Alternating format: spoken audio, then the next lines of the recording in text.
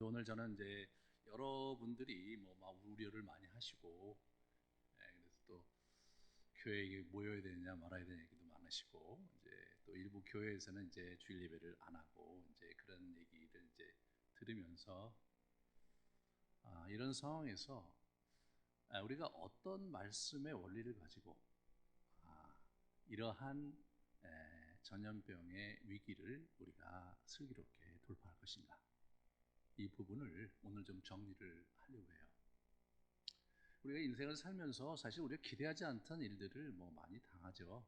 예, 이런 어떤 전염병이 이제 아주 그냥 편만하게 펼쳐지면서 사회적으로 무리를 빚는 일은 이게 쉽게 경험하는 것은 아니지만, 개인적인 차원에서 이해도 안 되고 해석도 안 되고 어떻게 헤쳐가야 될지 모르는 그런 일을 우리는 사실은 도로 경험하고 사는 거죠. 그럴 때 우리가 어떻게 우리 인생을 그러한 환경 속에서도, 상황 속에서도 슬기롭게 헤쳐가면서 주님께서 우리에게 주신 인생의 복락과 또 그분의 사명과 유업을 어떻게 이어갈 것이냐, 이 부분을 늘 고민해야 됩니다. 저는 이런 코로나19 사태가 지난 주일날 시편 91편으로 하나님의 말씀을 붙들고 나아가자, 그 말씀을 드렸고요. 두 번째로, 이런 코로나 사태 속에서 저희가 어떻게 말씀의 원리를 붙잡고 중심을 유지하면서 이 난국을 슬기롭게 평정심을 유지하면서 이제 갈 것인가, 이런 부분들을 배우는 시간이 됐으면 좋겠습니다, 저희가. 그래서 같이 한번 준비를 했는데, 특별히 이제 레위기와 출애굽기에서 이 제사장들에게 불을 꺼뜨리지 마라. 그러니까 이 성막에 불을 꺼뜨리지 마라라는 이 말씀을 우리가 좀 가슴에 이렇게 담으면서, 그러면서 그 주제가 어떻게 쭉 신약으로 넘어오면서 펼쳐져 가는가, 그리고 예배는 저와 여러분에게 어떤 의미와 또 어떤 그 방향을 우리에게 제시해 줘야 되는가를 같이 좀 생각해 보려고 합니다. 첫 번째로, 이 구약 예배 의식의 본질적 특성을 우리가 좀 몇 가지 살펴보려고 그래요. 첫 번째는 성소의 등불과 성소 밖에 바로 뭐가 있었냐면 제단이 있었는데, 제단의 불을 항상 유지시키시는 것, 그것이 하나님이 원하시는 바였습니다. 그래서 출애굽기 27장을 같이 볼까요? 27장 20절 21절에 보면 이런 얘기가 나와요. 아론과 그의 아들들로 회막안 증거계 앞 휘장 앞에서 저녁부터 아침까지 항상 여호와 앞에 그 등불을 보살피게 하라. 이는 이스라엘 자손이 대대로 지킬 규례니라. 이 성막 안에는요, 성막에는 지성소가 있고 그리고 성소가 있었어요. 지성소에서는 언약궤가 있고, 성소에 들어가면 뭐가 있냐면 정면에 저쪽에 이제 지성소에 들어가는 입구에 그 향단이 이렇게 놓여 있고요. 그리고 이쪽 좌편에 뭐가 있냐면 떡상이 있네. 떡상이 12지파를 상징하는 떡상이 있고, 그쪽에 일곱 촛대에서 일곱 등이죠. 등에서 빛이 있는 거예요. 빛이. 그래서 거기서 이제 그 불이 이제 계속해서 비추게 돼 있어요. 이 떡상을 비추게 됨으로써 하나님의 은총과 그의 빛 대신 그 영광이 이스라엘 백성들에게 늘 이렇게 함께하는 것을 상징하는 그런 상징적인 그림이거든요. 그 실제의 그림인 거예요. 그런 부분에서 하나님이 원하셨던 것은 뭐냐면 등불을 꺼뜨리지 마라. 제사장 너희들 그 등불을 절대로 꺼뜨리지 말고 네가 영원히 그걸 지켜가야 된다, 이 말씀을 하셨습니다. 두 번째로, 성문 밖에 제단에 있는 불에 대해서도 이분이 말씀을 하셨어요. 레위기 10장에 보시면 이렇게 돼 있죠. 제단의 불이 그 위에서 꺼지지 않게 할 것이요, 그렇게 나오죠. 제단 위의 불은 항상 피워 꺼지지 않게 할 것이니, 그런 거죠. 제사장은 아침마다 나무를 그 위에 태우고 번제물을 그 위에 벌려놓고 화목제의 기름을 그 위에서 불사를 찌며 불은 끊임없이 제단 위에 피워 꺼지지 않게 할지니.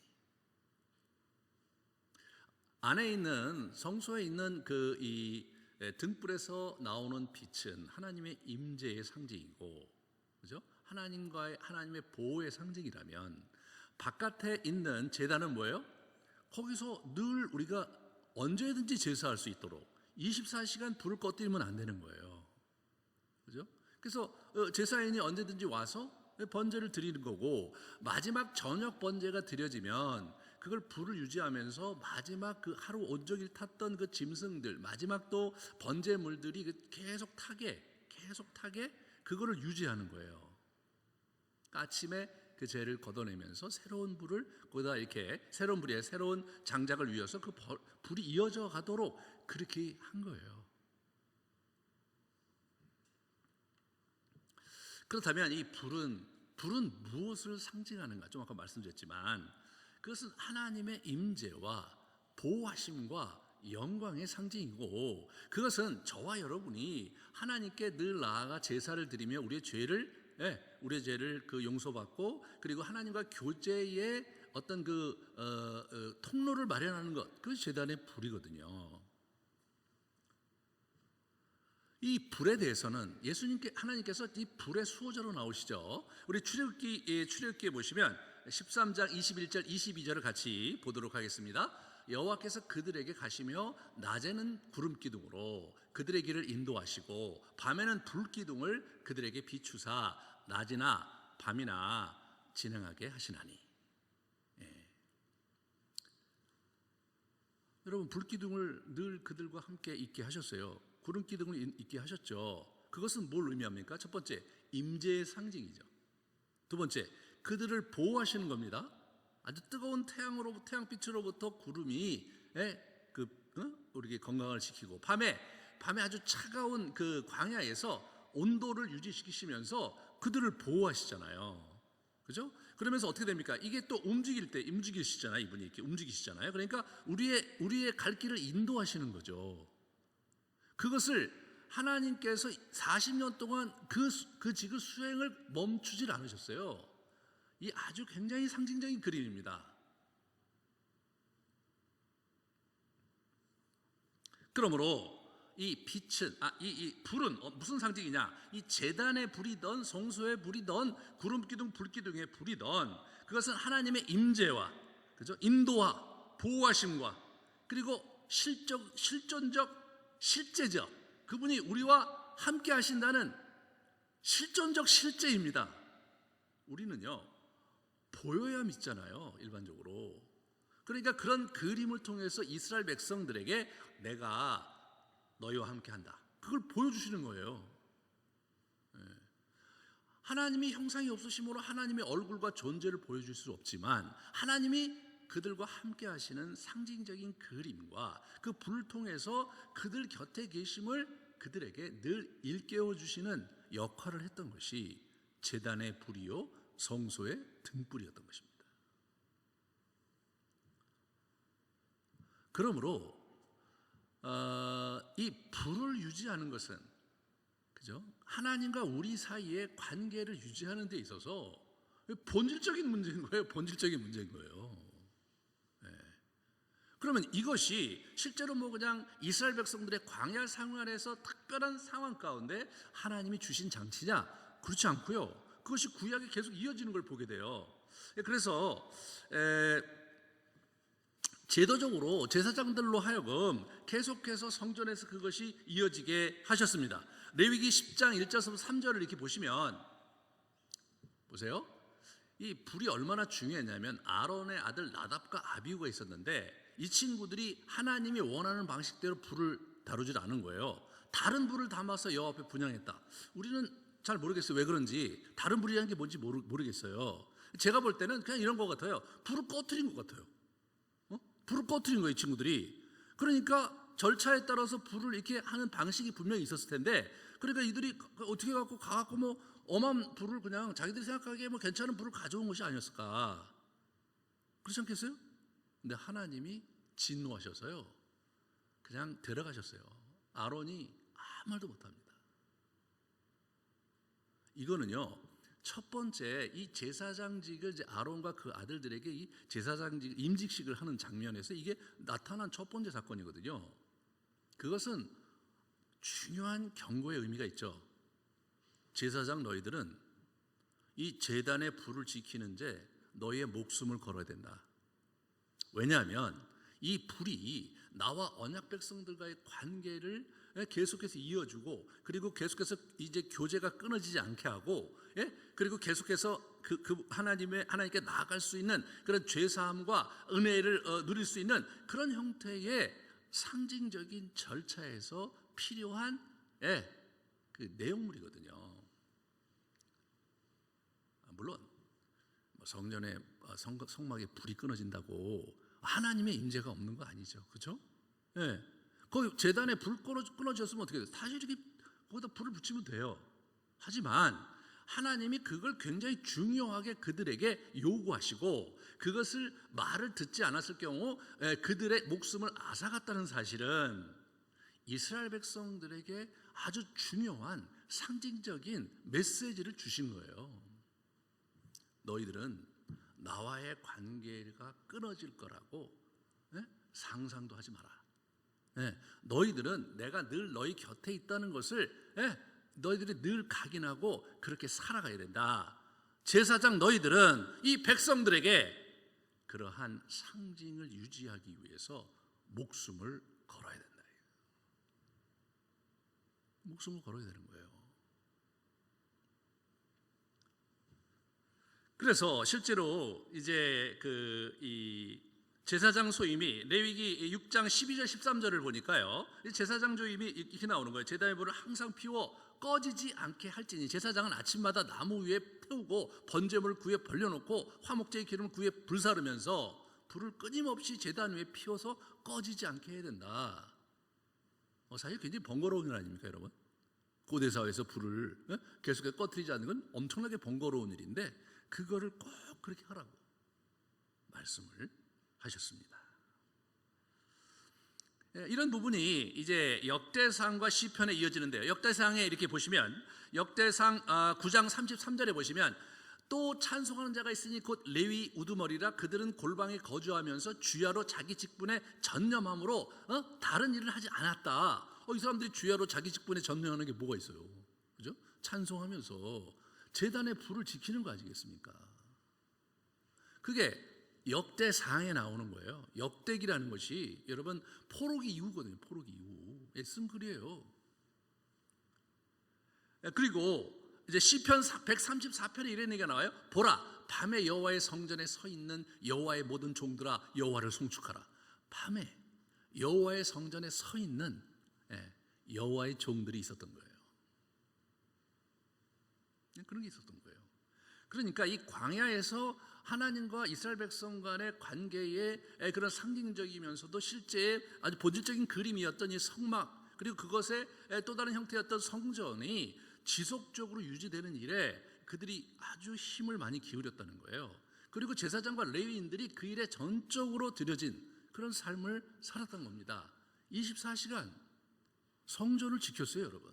찬송하면서 불을 꺼뜨리지 않으려고 그 불을 지키면서 그들이 1년 12달 24시간을 지켰던 거예요.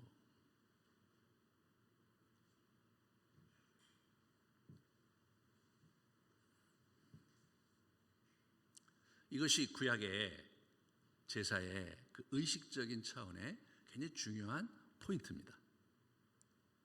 구약의 전체 흐름에서 제사가 가장 중요하죠. 하나님과 이스라엘 백성 간의 관계요. 그것이 이제 성장해가는 굉장히 중요한 그런 포인트인데, 그것의 절차에 있어서 굉장히 중요한 것은 불을 꺼뜨리지 말아야 되고, 그래서 아예 제사장과 레위인들이 그 일에 전념하게 따로 구분을 해낸 거예요. 그러면 이러한 제사장들이 해야 될 역할, 그리고 성전에서 해야 될 역할들이 신약에 어떻게 넘어왔는가를 봐야죠. 그래야 여러분과 제가 그걸 어떻게 적용할지를 우리가 붙잡을 수가 있잖아요. 그죠? 그걸 이제 보는 거예요. 자, 그러면 이 히브리서 10장에 보면 이 제사 제도를 예수 그리스도께서 영단번 제사로 이제 바뀌어요. 오직 그리스도는 죄를 위하여 한 영원한 제사를 드렸다. 영단번 제사. 그래서 이분이 아주 완전한 예배를 드리심으로써 인간 제사장은 계속해서 죄를 짓고 또 죽기 때문에 계속 제사를 계속 바꿔 드려야 됐지만 예수님은 그럴 필요가 없었다. 그리고 이것들을 사하셨은즉 다시 죄를 위하여 제사 드릴 것이 없었다. 다시 말해서 속죄를 위해서 피의 제사, 짐승의 피를 가지고 제사 드릴 필요가 없었다. 그렇게 함으로써 구약의 의식상의 제사의 절차는 이게 없어진 겁니다. 그럼 구약의 의식적인 제사의 절차가 없어지면 그 본질도 없어진 거냐? 그건 아니에요. 본질은 그대로 살아 있습니다. 자, 그 본질이 어떻게 이제 이어지는지를 보면요, 삶의 예배와 찬양의 제사로 이게 그렇게 말씀을 이제 신약의 저자들이 이제 하는 것을 보게 돼요. 먼저 로마서 12장 1절 2절을 보시면 너희 몸을 하나님이 기뻐하시는 거룩한 산 제물로 드려라. 너희가 드릴 영적 예배니라. 우리의 일상의 삶 속에서 우리의 산 제사를 드려야 된다는 거예요. 저 핵심은 좀 이따 같이 보겠지만 그 착한 일과 선행을 행하는 거예요. 이웃을 사랑하는 일인 거예요. 그리고 히브리서 13장 15절서부터 보시면요, 그러므로 우리는 예수로 말미암아 항상 찬송의 제사를 하나님께 드리자. 여러분, 찬송의 제사를 드리는 거죠. 아까 우리 역대상 9장 33절에 그 찬송하면서 레위인들이 밤새도록 자기들이 해야 될 직무를 했다. 그들이 두 가지를 한 거 아니에요. 불을 잘 관리하는 것 하나, 하나는 또 찬송하는 것 하나. 이 두 가지가 있는데 불을 관리하는 이 부분이 이제 의식적인 절차이므로 우리가 이제 물리적인 불이 필요 없는 거죠, 그죠? 하지만 찬송의 제사는 그대로 살아있는 걸 보게 돼요. 우리 찬송이 굉장히 중요하죠. 그러니까 하나님께 온전히 우리 찬송으로 하나님께 예배드리는 것이 매우 중요하다. 두 번째로 오직 선을 행함과 서로 나누어 주기를 잊지 마라. 하나님이 이 같은 제사를 기뻐한다. 이게 거룩한 산제사죠. 선을 행하고 그리고 이웃과 나누고 사는 그런 걸 잊지 마라. 그게 바로 이 진짜 삶으로 드리는 제사다. 그렇게 하면서 구약의 제사에 짐승을 잡아 바치고 이제 피를 뿌리고 그리고 그 각을 떠서 짐승을 불살라 바치는 절차는 없어졌지만 그 내용은 그대로 우리 가운데 이제 살아서 그 정신이 이어오는 것을 우리가 확인하게 되는 것입니다. 그러므로 우리는 제사를 드린다 이런 표현을 쓰는 게 아니라 이제는 예배를 드린다 그런 표현을 쓰는 거죠. 예배를 드리는 거, 예배를. 구약의 제사라는 게 뭡니까? 내가 죄를 지었을 때 하나님과 관계가 틀어지니까 가서 어떻게 돼요? 가서 내가 속죄를 하고 말이야, 내가 번제를 드리면서 내가 잘못했다고 하나님께 용서를 빌고, 용서를 빌면 그러면 그걸 받잖아요. 그러면 어떻게 됩니까? 용서했다는 감사의 표현으로 소제를 바치면서 감사의 예물을 드리고, 또는 때로는 속죄제, 하나님과의 관계 회복을 위해서 속죄제를 드리거나, 내가 피해를 보상하기 위해서 속건제를 드리거나, 또는 화목제, 관계를 회복하기 위해 화목제를 드리거나, 그런 식으로 하면서 하나님과의 관계를 맺었거든요. 하나님과의 관계를 증진시켰거든요. 그런데 그 모든 것이 사실은 짐승의 피와 또는 곡식을 갖다가 불에 불살라 바치는 형식, 그러한 제의가 있었는데 그 제의적 형식은 없어졌지만 내용은 그대로 살아있는 거죠. 그러면 우리의 예배는 우리의 죄를 자복하고 하나님의 말씀을 선포를 들으면서 그분을 알아가고, 그죠? 기도하고 그분을 찬양하면서 우리의 기쁨을 드리고, 그리고 성도들이 교제하고, 이렇게 하면서 관계를 회복하고 말이에요. 이런 것들이 예배에 들어가야 될 본질적인 요소인데 그것은 구약부터 계속 흘러왔던 거예요. 그러면 누가 제사를 드려야 되느냐? 구약에는요 반드시 제사장이 있어야 돼요, 제사를 드리려면. 그런데 예수님께서 스스로 대제사장이 되시고 돌아가셨을 때 이 그 성막 그 휘장이, 성소와 지성소를 연결해 휘장이 찢어졌거든요. 그 성소의 휘장 안에 들어갈 수 있는 사람은 제사장밖에 없었어요. 대제사장이 1년에 한 차례 들어가는데 찢어짐으로 말미암아서 누구나 담대하게 여호와 하나님을 배울 수 있는 길을 예수님께서 열어주신 거죠. 그러므로 우리가 누구나가 주님께 가서 예배할 수 있는 제사장 직분을 얻은 것인데, 그것을 우리 사도 베드로가 얘기를 하여 베드로전서 2장 9절에 보면 이렇게 얘기를 해요. 너희는 택하신 족속이요 왕 같은 제사장들이다. 네, 왕 같은 제사장인 거예요. 우리가 제사장인 거예요. 그러므로 구약적 의미의 사제 계급은 철폐된 겁니다. 구약에서는 예배에서 반드시 제사장이 있어야 돼요. 제사장이 없으면 이 예배가 드려지질 않는 거예요. 하지만 신약에 오면 예수 그리스도 안에서 우리 모두가 제사장이 직분을 얻게 되었으므로 누구나가 예배의 주체가 될 수 있는 거죠.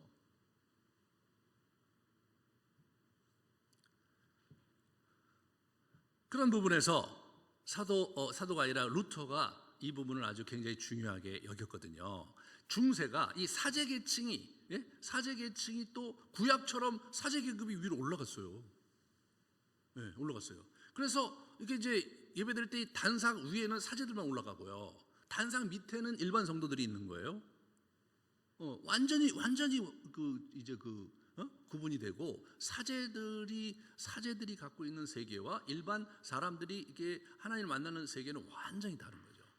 그래서 성경은 어떻게 돼요? 사제들만 지들끼리만 공부하고 일반 성도들한테 성경을 안 가르쳤어요.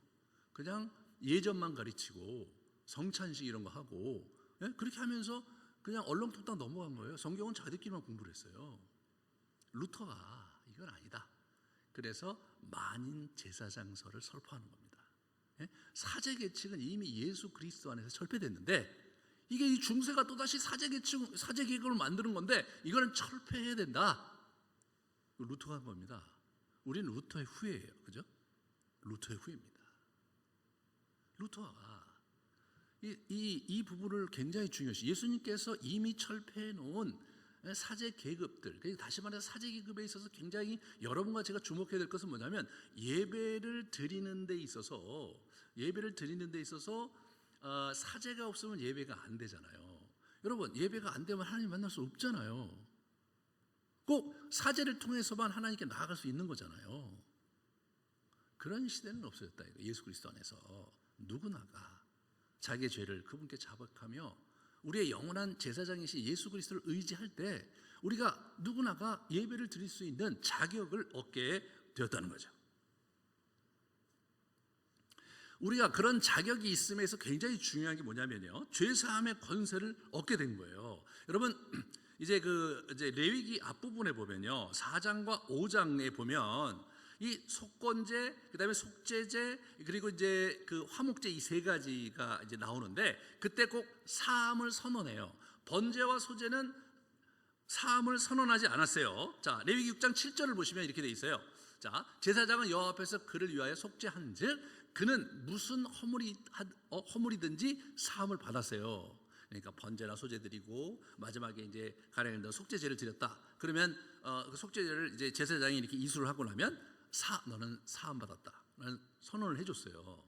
절차가 끝났으므로. 여러분, 이 용서는요, 사실은 하나님의 언약 백성이 되잖아요. 절차상의 문제가 되는 거예요. 절차상에. 그러니까 대제사장이 또는 제사장이 절차를 다 밟았으면 난 하는 거예요. 너 사함을 받았다. 여러분, 그런 거예요. 근데 이 권한이 어디로 위임됩니까? 여러분, 이 예수님께서 주기도문 내는데 거기 나오는 거예요. 주기도문에 가만히 보시면 마태복음 6장 12절에서부터 이렇게 보시면 주기도문 끝물이거든요. 우리가 우리에게 죄 지은 자를 사해 준 것 같이 우리 죄를 사해달라. 우리가 우리 죄, 거기서 그렇다 쳐요. 14절에 아주 묘한 얘기가 있어요. 너희가 사람의 잘못을 용서하면 너희 하늘 아버지께서도 너희 잘못을 용서하시려니와. 너희가 사람의 잘못을 용서하지 아니하면 너희 하나님께서도 너희 잘못을 용서하지 아니하시리라. 이거 누구의 권한입니까? 이거 레위기에 나오는 제사장의 권한이에요. 여러분, 제사장이요, 절차를 마치고 난 해야 돼요. 이제 절차를 마쳤으니 형제요 또는 자매요 사함을 얻으셨습니다. 그렇게 해야 사함을 받는 거예요, 구약이. 근데 그게 신약에 와서 모든 그리스도인들에게 이게 위임이 된 거잖아요. 제사장직이 온 거예요, 여러분에게, 저에게. 그러므로 우리는 형제를 용서할 수 있죠. 예, 우리는 형제를 축복할 수 있는 거예요. 심지어는 하나님도 축복하고 그러는데, 인간이요.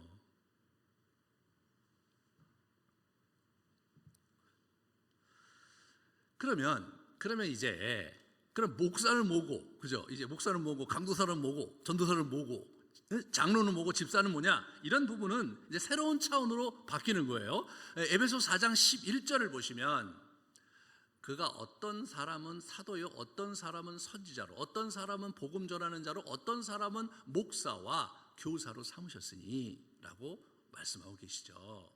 다시 말해서 이제 이 직분이 교회 공동체를 세우기 위한 은사요, 그죠? 리더십을 세우는 것으로 이제 이렇게 직분이 대체된 거예요.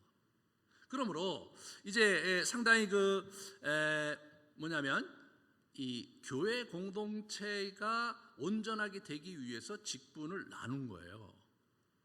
나눈 거예요. 그러므로 공동체 예배를 드릴 때는 저 같은 목회자가 그것을 이제 하도록 이렇게 우리가 정한 거지, 저만 할 수 있는 건 아니에요. 저만 할 수 있는 건 아니라 이거예요. 네. 그런 부분에서 우리가 여러분도 그렇게 할 수 있는데, 공예배는 이렇게 제도적으로 이제 신학을 하고 정식으로 교단에서 안수받은 사람에 의해서 공예배를 인도하고 성찬을 인도하도록 그렇게 돼 있고요. 그리고 우리 장로님들이라든가 또 집사님들이 이게 안수해갖고 우리가 이제 성례를 같이 하고 그렇게 하잖아요. 저희가 그렇게 하잖아요. 그분들에게 이제 위임이 된 거예요, 교회 제도적으로. 하지만 그것이 본질은 아니죠. 교회 공동체를 세우기 위한 하나의 은사 공동체로서 이분이 그렇게 이제 새롭게 규정을 하신 거예요.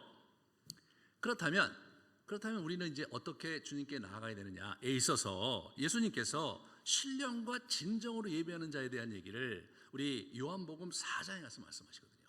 자, 요한복음 4장 같이 보겠습니다. 우리 조상들은 이 산에서 예배하였는데 당신의 말은 예배할 곳이 예루살렘에 있다 하더이다. 이거 수가성령이 하는 얘기예요. 이 사람 사마리아 사람이잖아요. 예수께서 이르시되 여자여 내 말을 믿으라. 이 산에서도 말고 예루살렘에서도 말고 너희가 하나님께 예배할 때가 이른다. 다시 말해서 장소는 더 이상 중요하지가 않게 되었다. 그러면 어떻게 됩니까? 아버지께서 참되게 예배하는 자들은 영과 진리로 예배할 때가 오나니 곧 이때라. 아버지께서는 자기에게 이렇게 예배하는 자들을 찾으시느니라. 하나님은 어떻게 돼요? 영이니 예배하는 자가 영과 진리로 예배할지니라. 아멘. 예. 그러니까 우리가 장소가 어디가 되었든지 간에 우리가 제사장 직분을 위임받을 자들로서 신령과 진정으로 하나님께 예배를 하는 것, 그게 중요하다는 겁니다. 이제는 어떻게 돼요? 그 불을 꺼뜨리면 안 되는 거예요. 여러분하고 저가, 그죠? 그 예배의 불을 꺼뜨리면 절대로 안 되는 거예요. 그것은 우리의 영적인 여정의 큰 장애물일 뿐 아니라 하나님으로부터 오는 축복의 통로를 이렇게 가로막는 방해거리가 되게 하는, 그래서 악한 영들이 우리를 완전히 장악하고 짓눌러 버릴 수 있는 틈을 주는 그런 어리석은 일이 되는 거예요. 어리석은 일이 되는 겁니다. 그러므로 이 상황에서 저희가 예배를 절대로 멈추면 안 됩니다. 예배를 멈추면 안 돼요. 그럼 목사님, 예배를 멈추면 안 된다는데 제가 증상이 있어서 집에 있으면 저는 어떻게 하란 말입니까? 이런 문제가 생기는 거죠, 그죠? 이런 문제가 생기는 거예요. 거긴 뭐예요? 분별을 해야죠, 분별을. 신령과 진정으로 예배하고 누구나가 어느 장소이든지 마음을 다해서 주님께 예배하는 것이 그게 본질이죠. 그럼 어떻게 공동체적 차원과 개인적인 차원과 가정적 차원에서 이걸 어떻게 지혜롭게 그 원리를 적용하느냐, 그것이 우리가 오늘날 우리가 해야 될 아주 중요한 부분입니다. 그래서 제가 여기 지침을 한번 제가 정리를 했죠. 첫 번째, 신령과 진정으로 참되게 예배하는 자로서의 제사장된 정체성을 우리가 고수해야 된다. 우리가 제사장으로서 마땅히 예배를 고수해야 되는 거예요. 그러므로 첫 번째로 어떠한 상황에서도 지속적으로 예배하는 자로서의 존재감을 유지해야 돼요. 우리는 하늘이 두 쪽이 나도 예배를 포기하거나 예배를 건너뛰는 일을 하지 말아야 된다는 거예요. 그게 우리의 본분이니까. 여러분과 저의 본분인 거예요. 기뻐하고 선하신 뜻을 분별하여 공동체와 개인을 우리가 세워가야 돼요. 그럼 어떻게 할 것이냐? 자, 교회 공동체적으로 공예배의 불을 꺼뜨리지 않는 것. 공예배의 불을 꺼뜨리면 안 되는 거예요. 그죠? 하지만 개인적인 차원에서는 또 여러분의 예배를 꺼뜨리면 또 안 되는 거예요. 자, 공예배는 저와 사역자들 그리고 장로로 세움받은 자들, 이 공예배를 책임지는 거예요. 이거 왜냐하면 교회를 세우기 위해서 하나님께서 우리를 세우셨고요. 네, 그래서 저희가 여기 섬기고 있는 거잖아요. 저희는 공예배를 책임져야 되는 거예요. 그 다음에 성도들, 일반 성도들은 어떻게 해요? 성도들 개인과 가정과 또는 이 공예배에서 자기의 형편과 처지에 맞게 계속해서 예배를 드리도록 격려하고 우리가 가이드를 하고, 개인적인 차원에서는 반드시 그렇게 해야 되는 거죠. 반드시 공예배를 반드시 참여해야 된다? 그런 건 아닙니다. 공예배를 참여하는 게 원칙이죠. 하지만 세상을 살다 보면 때로 여행을 간다든가, 그죠? 병이 심하게 걸렸다든가 해서 공예배를 참석할 수 없을 때가 있잖아요. 그것은 확장이죠 지금. 그러면 우리 예배하는 자로서의 실천적 지침을 제가 좀 정리를 했는데, 첫 번째, 예배와 기도의 지속. 우리가 예배와 기도가 공적으로든 사적으로든 지속돼야 돼요. 우리가 그게 여러분과 저희 존재 이유예요. 우리가 하나님을 믿는 증거고요. 그거 없으면 우리가 하나님과 관계를 맺는 일을 안 하고 있잖아요. 그러면 그리스도인의 본질을 망각하는 거죠. 여러분, 하나님과 우리가 언약 관계를 맺었어요. 그럼 부부관계가 있어요. 부부관계가 똑같다고 말씀을 내가 늘 드리는데, 부부관계가 있는데, 그런데 위기가 되면 부부가 서로 서로 말도 안 하고 그냥 서로 멀리 지내면서, 그냥 남편은 알아서 밥 먹고 살고 여자는 여자대로 밥 먹고 살고 어디서 자든 서로 관계없이 그렇게 지낸다면 어떻게 돼요? 그렇게 지내는 부부는 심각한 거죠. 그렇게 해서는 안 되는 거 아닙니까? 하나님과 우리도 마찬가지죠. 네. 아무리 전염병이 있고 막 포탄이 떨어진다고 해도 우리가 하나님과 이게 예배를 그거를 소홀히 하면 그거 안 되는 거예요. 하나님이 몹시 슬퍼하실 거고 여러분에게 영적인 유익이 없게 되는 거죠. 그러면 일반적인 상황 시 우리는 교회 공예배와 개인 또는 가정 예배가 병행돼야 되는 거예요. 일반적인 상황이라면 지금처럼 우리가 이제 예배를 공예배는 늘 이제 루틴하게 드리고, 그리고 이제 개인의 사정에 따라서 자기가 병원에 입원을 했다든가 또는 멀리 출타해 갖고 예배를 공예배를 드릴 수 없는 처지에 있다든가, 그죠? 그렇게 할 경우에는 개인 예배 또는 가정 예배를 통해서 예배를 대체하는 거죠. 그것도 예배죠. 왜? 어찌하든지 간에 우리는 예배의 불을 꺼뜨려서는 안 되는 거예요. 저와 여러분이 정말 하나님 앞에 이 시험 속에서 믿음을 지켜야 된다. 네. 이 예배를 멈추는 죄는 절대로 범해서는 안 된다. 그렇다고 제가 온 교인이 하나도 빠짐없이 나와서 예배드려야 된다, 그런 말 하는 거 아닙니다. 네. 공예배를 지켜야 될 사람은 공예배를 지키고, 그렇지만 개인적인 차원에서 가정적인 차원에서 예배를 고수해야 되는 거, 그거는요 우리의 본질인 거예요. 아니 어떻게 하나님을 섬기는 자들이 예배를 편의적으로 그렇게 하는 일이 있어야 된다는 거, 이게 정말 한국 교회의 큰 수치라고 생각해요. 우리 아름드리 교회는 절대로 예배를 꺼뜨리지 말자. 교회를 못 나오면 집에서 개인 예배를 드리고 가정 예배를 드리더라도 꺼지게 해서는 안 된다.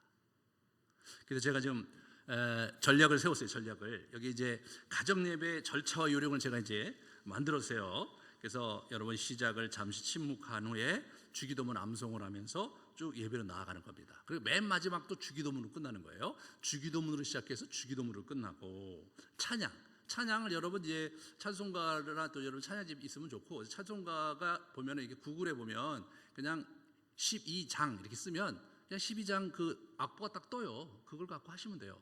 334장 하면 그냥 떠요. 네, 그걸 가지고 한 곡, 두 곡 이렇게 부르시는 겁니다. 그리고 기도를 하는 거예요. 기도를, 대표 기도를 혼자 하시면 그냥 자기가 기도를 하시면 되고, 말씀 시편이나 복음서 중에서 한 장을 택해서 그래서 그걸 한 번 읽고 묵상하고 또 두 번 읽고 이렇게 쭉 마음에 이제 이렇게 묵상을 한 다음에 가정 예배일 경우에는 한 3분에서 5분 묵상한 다음에 한번 나눔을 하면 좋아요. 나눔을 이렇게 쭉 하고, 그리고 개인 예배일 경우에는 좀 묵상하면서 하나님께 기도 드리면 되죠. 기도. 그리고 나서 끝나고 나서 찬송가를 하나 하는 거예요. 한 개의 찬송가를 하는 거죠. 그 다음에 뭐 하는 거야? 중보 기도를 하는 거예요. 우리 뭐 소그룹을 위해서든가 교회를 위해서든가 나라를 위해서 중보 기도를 하고 또 가정을 위해서 중보 기도를 합니다. 그리고 마치는 거예요. 그죠? 주기도문 하고 천천히 마치면 됩니다. 이때 이제 보통 우리 영상 예배라고 하는데, 저는 영상 예배는 정말 피치 못할 사정이 있는 사람이 맨 마지막에 선택해야 될 게 저는 영상 예배라고 봐요. 네, 그렇게 해야 돼요. 왜냐하면 예수님이 영상 예배를 만들 줄 몰라서 영상 예배를 안 드리신 게 아니거든요. 이 예배라는 것은 아주 인격 대 인격이 만나는 가운데 드리는 것이, 그것이 원칙이죠. 그러므로 영상 예배는 보완해야 된다. 저는 어떻게 생각하냐면 예배를 마친 후에 말씀 청취를 그때 하시면 돼요. 편안하게 앉아갖고 말씀을, 이제 좋은 말씀이 있으면 그 말씀을 이렇게 청취를 이렇게 하시면서 이 예배를 드리면 됩니다. 좋은 말씀 중에서 이 그 CGN TV의 그 나침판 바이블 그 프로그램에서 이재천 목사가 하는 그런 그 수십 개가 있어요. 수십 개가. 여러분 그거를 30분 정도면 되거든요. 그거 재밌어요. 하나씩 이렇게 유튜브에서 들으시면서 말씀을 듣고 묵상을 하시면 제가 추천합니다. 우리 이재천 목사님 걸 추천해요. 여러분에게 잘 맞을 거예요. 그렇게 하시면 됩니다. 그래서 이제 그거를 한 30분 정도 이렇게 들으시고 여러분이 묵상하시고 기도하시고 이렇게. 그럼 뭐 예배를 마쳤으니까 그 말씀 들을 때 누워도 되고, 그렇잖아요. 편안하게 그냥 말씀을 청취하면 되는데, 이거를 예배 시간에 말씀을 청취하게 되면요, 이게 부자연스럽고요. 그리고 우리들이 생각하고 있는 이 유기적인 관계 속에서의 그런 어떤 예배가 이제 아니고, 예배를 구경하게 되잖아요. 예배를 참여해야 되는데, 그거는 저는 어쩔 수 없는 분들이 선택해야 될 마지막 대안이지, 그거를 우리가 메인 대안으로 하면 안 된다. 저희도 이제 우리 그 영상으로 중계를 하려고 그래요. 다음 주부터는. 하지만 저는 그것을 이제 할 때도 이거 예배를 먼저 10분이라도 좀 개인적으로든가 가정 예배를 드리고 난 다음에 영상을 청취하면, 그러면 어떻게 돼요? 편안하게 구경하시면 돼요. 편안하게. 근데 여러분 이 영상을 갖고, 저도 예배를 미국에서 해봤는데 그거 안 되더라고요. 이 영상이 나오는 다른 짓은 가게 돼. 그렇잖아요? 그리고 이게 잘 안 들리잖아요. 이게 잘 어떤 때는 이게 잘 안 돼갖고 쉽지 않으니까 사실 그렇게 불편하게 할 필요가 없고요. 그냥 마지막에 이렇게 보시면 참 좋을 것 같아요. 그래서 제가 이제 이걸 내일 밴드에 올릴 거예요. 그러면 이제 주일날 이 밴드에 올리고 못 나오시는 분들은 자기 집에서 개인 기도 또는 이제 가정 예배를 드리잖아요. 예배 드렸습니다. 그 출석, 그게 출석이야. 네? 그게 출석이란 말이에요. 거기서 목사님이 한 가이드라인을 가지고 예배를 드렸습니다. 그러면 제가 이 성도가 오늘 교회 나왔구나. 이 성도가 오늘 예배의 불을 꺼뜨리지 않았구나. 그렇지만 안 쓰면 나는 확인할 수 없으니까 이분은 오늘 예배 안 드린 자. 그렇게 해서 따로 제가 이렇게 기도하면서 극률한 마음을 가지고 주님의 은총을 구하도록 그렇게 하겠습니다. 알았죠?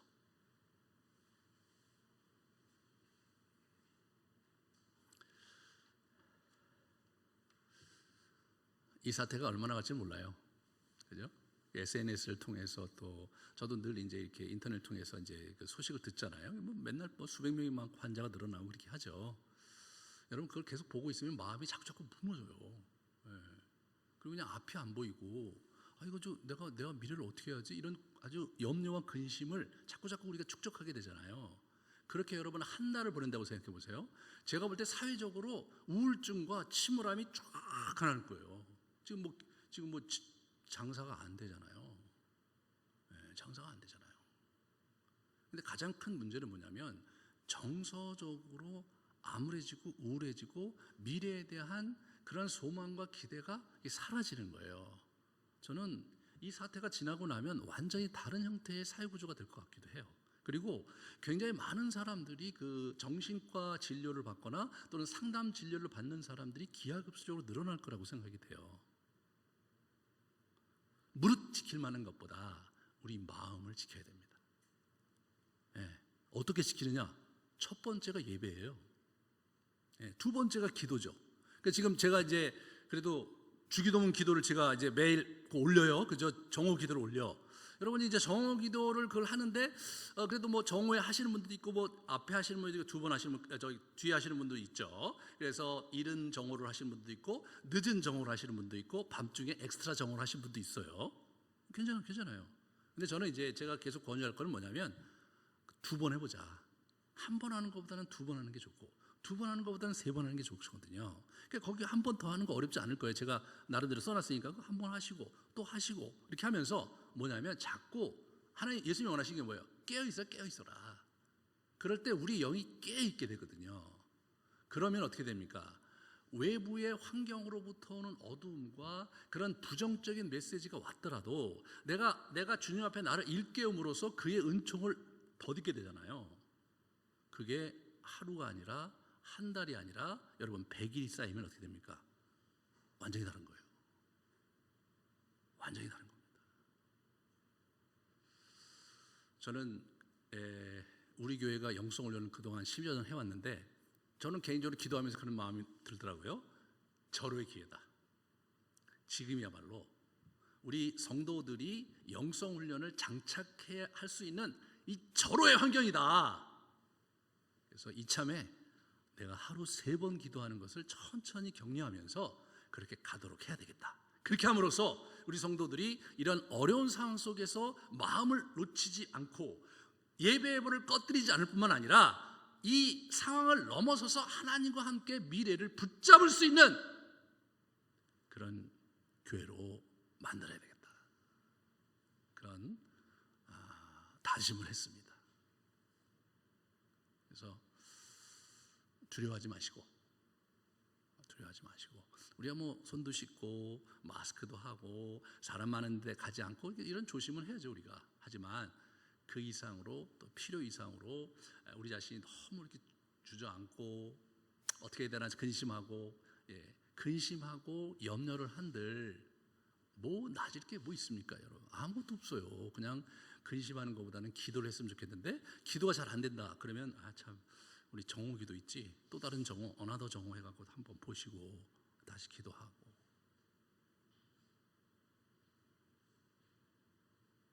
그렇게 할 때 그분의 은총이 여러분과 함께 할 것이고 이 어둠의 골짜기를 넘어 영광의 골짜기를 걸을 날을 주실 것입니다. 우리 같이 기도합시다.